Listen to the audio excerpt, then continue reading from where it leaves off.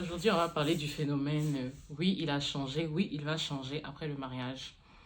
Bon, je ne sais pas comment vous dire ça, mais je vais y aller cash.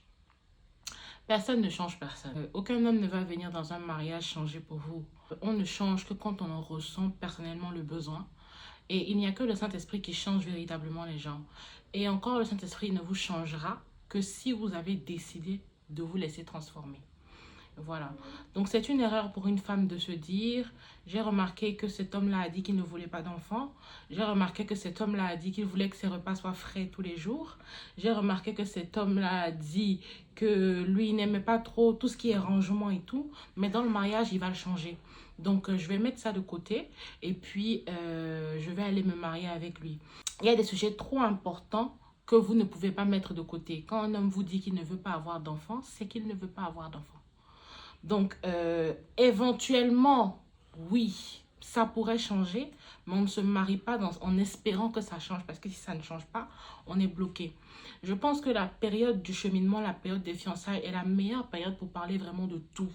Et quand je dis de tout, vraiment parler des sujets fâcheux, vraiment, des sujets qui peuvent fâcher, voilà.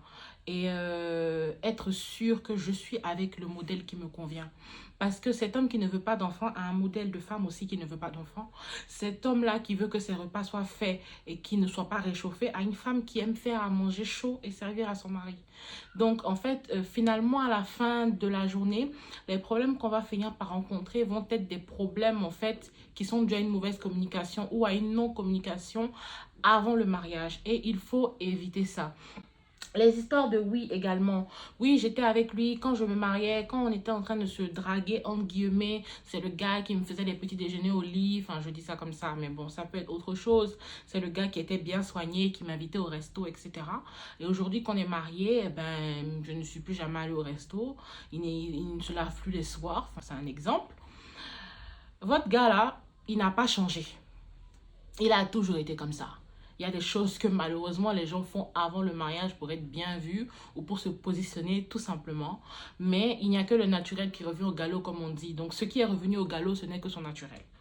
Donc c'est vraiment important de scruter les gens, c'est vraiment important de passer du temps. J'ai été quelqu'un qui me suis mariée assez vite. Je n'ai pas fait une grande période d'apprendre à connaître la personne, mais je conseillerais aux gens de vraiment apprendre à se connaître. Se marier, se rencontrer et puis se marier 2 mois après, c'est une grâce de Dieu, c'est pas donné à tout le monde. Et ce n'est pas ce que vous devez rechercher. Ça peut vous tomber dessus, mais ce n'est pas ce que vous recherchez. Vous recherchez quelqu'un que vous avez appris à connaître, que vous avez pu choisir avec ses défauts. Il faudrait les connaître pour les choisir.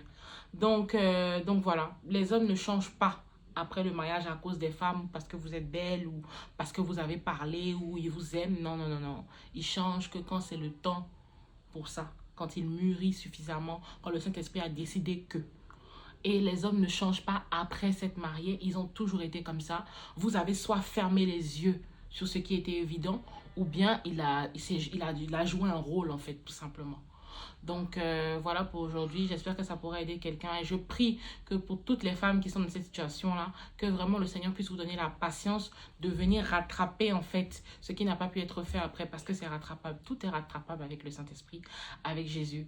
Donc qu'il puisse vous donner la force, la stratégie pour pouvoir rattraper cela, pas dans l'opposition mais avec les stratégies du Saint-Esprit qui vont de pair avec sa parole.